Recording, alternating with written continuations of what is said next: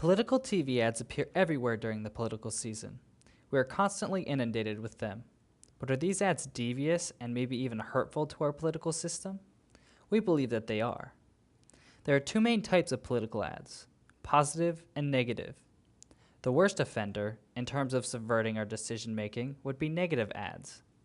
Negative ads use music and editing tricks to manufacture a negative emotion, which is then attached to some political candidate using a script. President Obama called his Democratic leadership team, Harry Reid, Nancy Pelosi, and his... Notice the sinister music and distorted imagery? Positive ads are similar, except instead of creating negative emotions to attach to a candidate, they create positive emotions.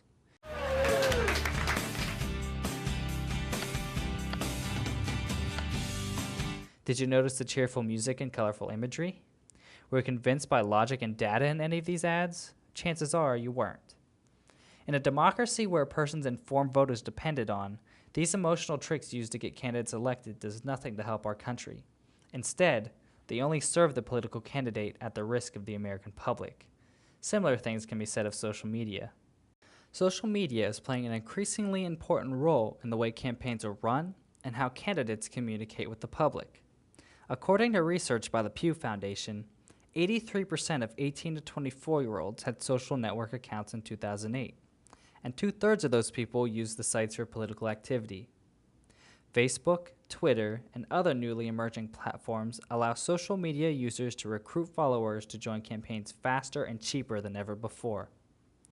Meanwhile, reading messages from Twitter or Facebook creates a level of intimacy that is distinct from other media, such as televisions. The distance between the viewer and the subject has been lessened. Furthermore, it's easy to find individuals with large amounts of followers to share and support a politician's campaign, creating a social proof where it's not just the politician promoting themselves, a bandwagon effect of sorts.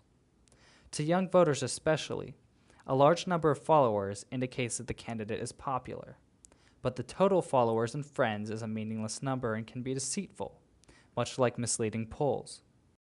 Misleading polls are a tactic used in order to skew results to favor or criticize a particular event or occurrence. These polls can mislead in many ways. For example, say a Republican candidate surveys 100 senior citizens who also happen to be Republican voters. He then uses that information to create a graph entitled Average Americans' Opinions. The Republican candidate has now misled the public by misrepresenting the surveyed results. These tactics used to deceive the public are apparently used regularly, and only those whom are able to decipher the deeper meanings are immune. You may have heard a lot about PACs and super PACs in the last election cycle. PACs, or political action committees, have been around for some time now, but a recent court ruling now allows corporations and unions to donate unlimited funds toward political causes, as long as these causes are independent from any politician's campaign.